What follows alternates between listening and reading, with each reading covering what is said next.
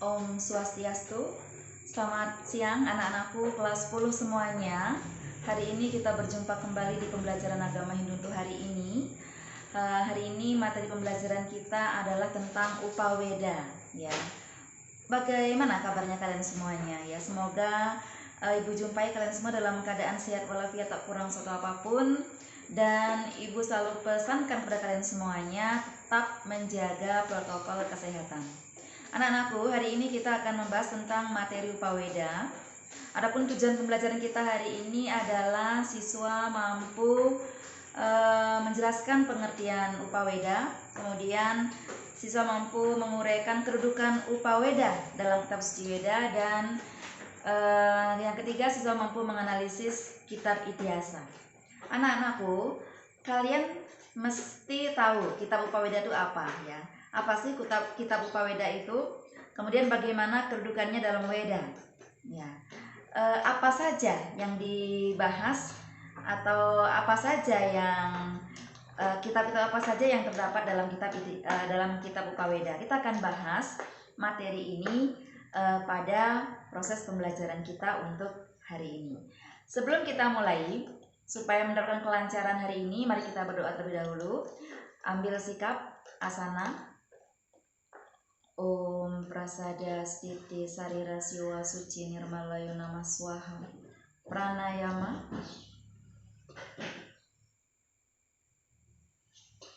Karusodana. Om Sudamam Swaho. Om Ati Sudamam Swaho. Om Waktra Sudayo Namo Namah. Om Karna Sudayo Namo Namah. Sikap Amustikarana. Doa belajar mulai. Om Purwe Jato Brahmano Brahmacari Dharmam Wasana Stapa Soda Tistat Tasma Jatam Brahmanam Brahma Yestam Dewasca Sarwa Amritna Sakama. Om Santi Santi Santi Om.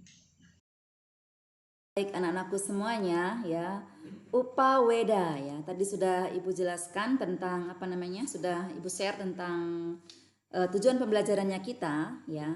Kita lihat dulu sekarang pengertian Upaweda, anak-anak, ya. Istilah Upaweda diartikan sebagai Weda yang lebih kecil dan merupakan kelompok kedua setelah Wedanga. Upa itu berarti dekat atau sekitar, dan Weda berarti pengetahuan, dan dapat pula berarti Weda. Dengan demikian anak-anak, ya, Upaweda itu dapat diartikan sekitar hal-hal yang bersumber dari Weda. Nah, ini pengertian daripada Upaweda, anak-anak. Nah, bagaimana kedudukan Upaweda dalam Weda? Ya, kalau kita lihat di sini anak-anak, ya, Weda Sruti dan Weda Semerti itu adalah merupakan dua jenis kitab suci agama Hindu yang dijadikan sebagai pedoman dalam penyebaran dan pengamalan ajaran-ajarannya. Pengelompokan ini didasarkan pada sistem pertimbangan jenis, materi, dan ruang lingkup isi dari kitab-kitab tersebut yang sangat banyak. Berbagai aspek tentang kehidupan yang ada di dunia ini ada diuraikan dalam kitab suci Weda tersebut. Kelompok Weda Sruti isinya memuat dan menguraikan tentang wahyu Tuhan. Sedangkan kelompok Semerti memuat tentang kehidupan manusia dalam bermasyarakat, bernegara, dan semua didasarkan atas hukum, yang juga disebut Dharma Sastra. Dharma itu berarti hukum, sastra berarti ilmu. Nah, ini anak-anak, ya. Nah, kalau kita lihat sekarang kodifikasi Weda anak-anak, ya, jadi gambaran daripada kodifikasi seperti Weda seperti ini. Weda secara garis besar ini kodifikasinya, ya, himpunannya atau kelompoknya dibagi menjadi dua, Sruti dan Semerti. Sruti ini wahyu yang didengar langsung, Semerti wahyu yang ditulis kembali berdasarkan ingatan. Sruti dibagi menjadi tiga, ada mantra, Brahmana atau Karmakanda, kemudian Upanishad. Sedangkan Semerti dibagi dua, Wedanga dan Upaweda. Mantra dibagi menjadi empat. Ada Rigveda, Samaweda, Yajurveda, Atharvaveda yang disebut dengan Caturveda Samhita. Tiap-tiap mantra ini dia memiliki yang namanya kitab Brahmana. Sedangkan Upanishad dan Aranyaka ini tiap-tiap mantra daripada Caturveda juga memiliki yang namanya kitab Upanishad dan Aranyaka. Nah, ini bagian dari Sruti. Kita tidak akan membahas ini. Ya. Yang kita bahas di sini adalah Semerti, Wedanga dan Upaweda. Wedanga ini merupakan batang tubuh Weda dibagi menjadi 6 kitab, Siksa, Wyakarana, Canda, Nirukta, Jyotisa, Kalpa. Sedangkan Upaweda, nah ini yang paling penting karena ini yang menjadi materi kita hari ini. Ya, Upaweda adalah Weda tambahan. Ya. Upaweda itu dikelompokkan menjadi Itihasa, Purana, Arthasastra, Ayurveda, dan Gandharwa Weda. Nah ini yang akan kita bahas hari ini tentang Upaweda. Ya. Jadi dengan demikian anak-anak ya, Upaweda itu memiliki kedudukan yang sangat penting dalam kitab Weda. Ya. Kenapa begitu? Karena Upaweda ini merupakan bagian dari Semerti dan Semerti itu bagian dari Weda. Maka Upaweda ini memiliki kedudukan yang sangat penting dalam kitab suci Weda. Kalau kita lihat dari kodifikasi atau susunan daripada kitab suci Weda itu sendiri. Baik, yang pertama dari bagian Upaweda adalah Itihasa. Ya. Itihasa, apa itu Itihasa anak-anak ya? Itihasa ini merupakan kelompok kitab jenis epos, wiracarita atau cerita tentang kepahlawanan. Pada umumnya, pengertian Itihasa adalah nama jenis karya sastra sejarah agama Hindu. Itihasa adalah sebuah epos yang menceritakan sejarah perkembangan raja-raja dan kerajaan Hindu di masa silam. Ceritanya penuh fantasi, roman, kewiraan, dan di sana sini dibumbui dengan mitologi sehingga memberi sifat kekasan sebagai sastra spiritual. Di dalamnya terdapat beberapa dialog tentang sosial politik, tentang filsafat atau ideologi, dan teori kepemimpinan yang diikuti sebagai pola oleh raja-raja Hindu. Kata Itihasa terdiri dari 3 kata anak-anak, yaitu dari iti, ha, asa. Artinya apa? Sesungguhnya kejadian itu begitulah nyatanya. Nah itu artinya Itihasa anak-anak ya. Nah Itihasa terbagi menjadi 2 kitab epos cerita kepahlawanan. Ada Ramayana, ada Mahabharata.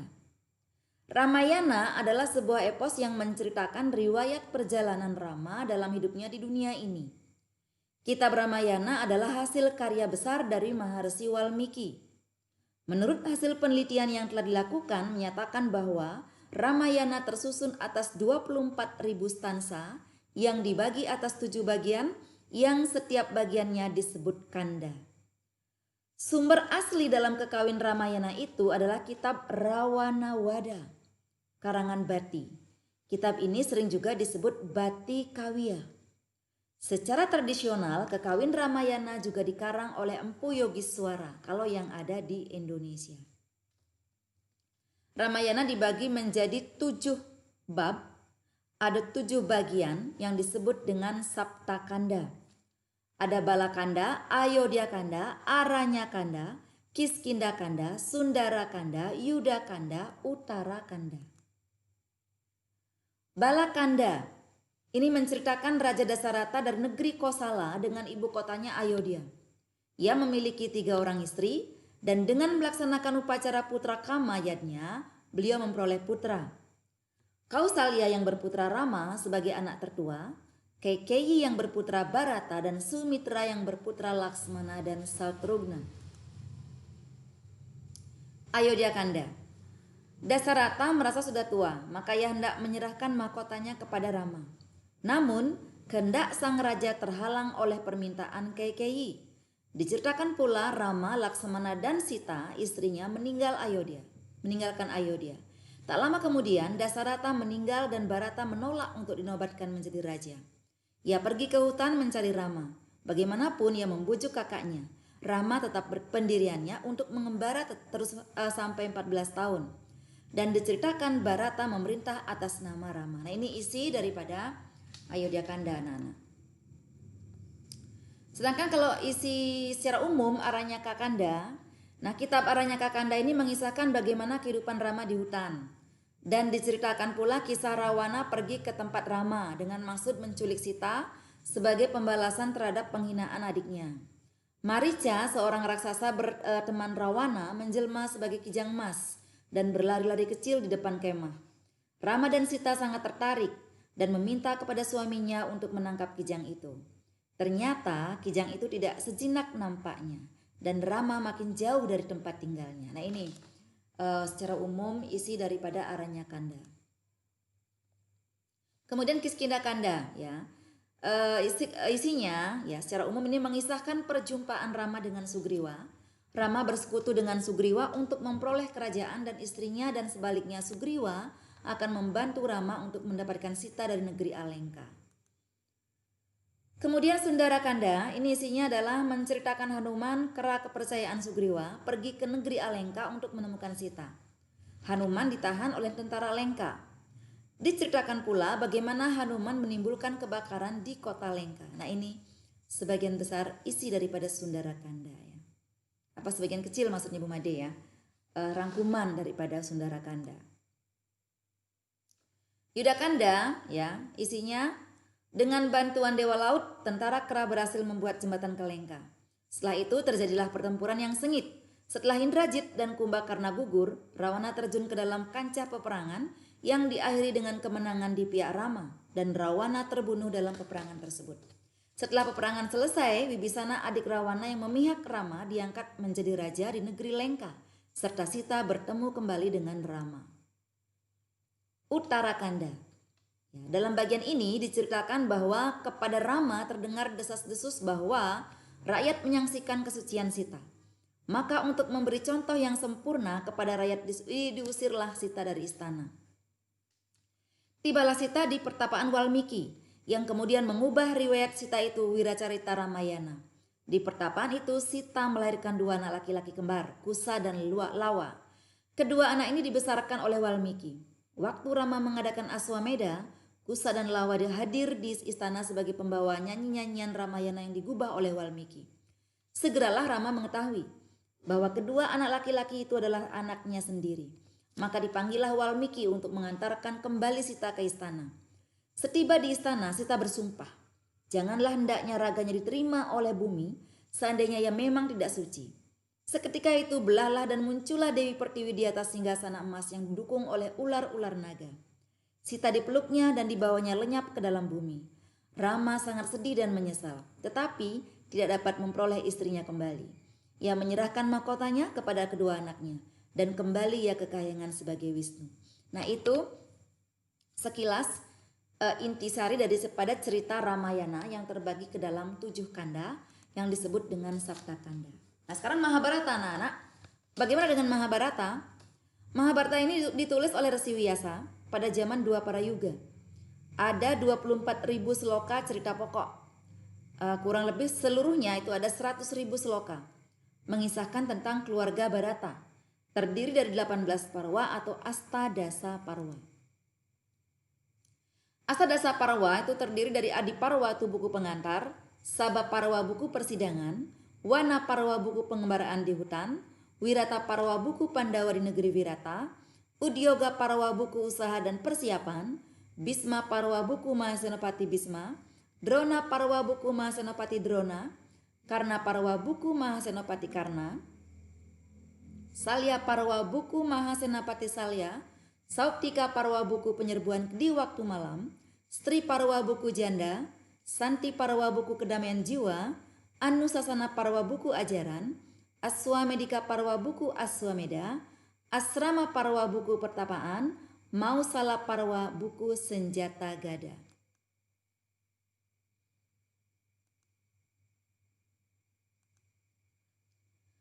Kemudian Mahaprastanika Parwa buku perjalanan suci, Swarga Rohana Parwa buku naik ke surga. Nah, itu bagian-bagian dari Astadasa Parwa, anak-anak ya, yang ada dalam kitab Mahabharata. Nah, bagaimana isinya? Ya, bagaimana isinya? Nanti kalian bisa baca sendiri di buku paket ya, dari Adi Parwa sampai kepada Swarga Rohana Parwa. Kalau Adi Parwa itu menceritakan tentang kesimpulan keseluruhan dari kisah Mahabharata. Ya, menceritakan tentang kelahiran Bisma, kelahiran Pandawa, kelahiran Korawa ya. Kemudian sampai nanti di Swarga Rohana Parwa itu menceritakan tentang kembalinya Pandawa ke surga. Nah, itu. Nanti bisa kalian cerna, bisa kalian baca sendiri di buku paket ya. Nanti Sembari kalian membaca di buku paket, nanti bisa kalau ada yang belum dipahami, nanti bisa bertanya kepada Bu Made lewat chat WA. Ya. Dapat di sini Bu Made kesimpulkan, dapat Bu Made simpulkan bahwasannya Upaweda itu merupakan bagian dari kitab Weda. Upaweda itu memiliki kedudukan yang sangat penting. Ya. Upaweda itu terbagi menjadi beberapa kitab. Ada Itihasa, ya, kemudian ada Purana, Artasastra, Ayurveda dan Gandharwa Weda. Nah, Upaweda di sini ternyata memiliki kedudukan yang sangat dekat dengan Weda, karena kitab Upaweda ini membahas tentang berbagai macam berbagai macam kehidupan yang dijabarkan dalam kitab tersebut, yang merupakan bagian dari Semerti yang sama-sama merupakan kitab suci Weda. Ya. Untuk tugas nanti bisa kalian kerjakan lewat Google Form. Ya. Mungkin hanya itu yang bisa Bu Made sampaikan untuk hari ini. Ya. Kurang lebihnya Bu Made minta maaf. Semoga apa yang Bu Made persembahkan hari ini membawa manfaat bagi kalian semuanya. Akhirnya Bu Made tutup dengan Paramasanti. Om Santi Santi Santi Om. Salam sehat.